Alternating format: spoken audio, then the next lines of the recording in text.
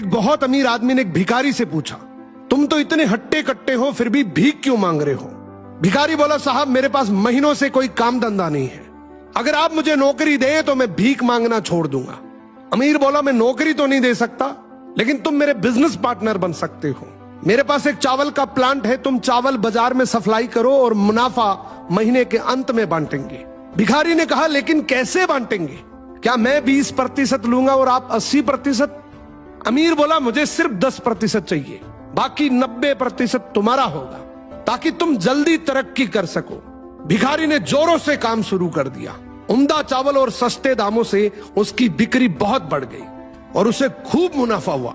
लेकिन जब मुनाफा बांटने का समय आया तो भिखारी ने सोचा, सारी मेहनत तो मैंने की है, तो अब अमीर आदमी को 10% क्यों दूं?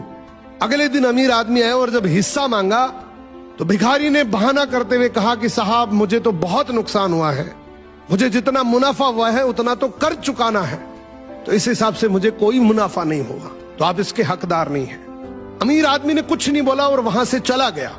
भिखारी बड़ा खुश हुआ, सोचा सारा प्रॉफिट मेरा हो गया। अब भिखारी उन पैसे से रोज मौज करे। ऐसे करते करते उसके पास से सारे पैसे खत्म हो गए।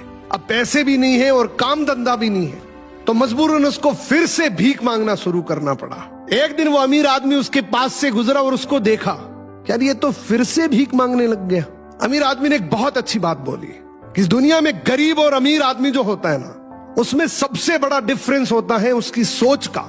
एक रिच माइंडसेट हमेशा ये सोचता है कि मुझे भी प्रॉफिट हो जाए और मेरे साथ जो काम कर रहे हैं उनको भी प्रॉफिट हो जाए, लेकिन एक पुअर माइंडसेट हमेशा ये सोचता है कि जो भी प्रॉफिट हो सिर्फ मुझे ही हो।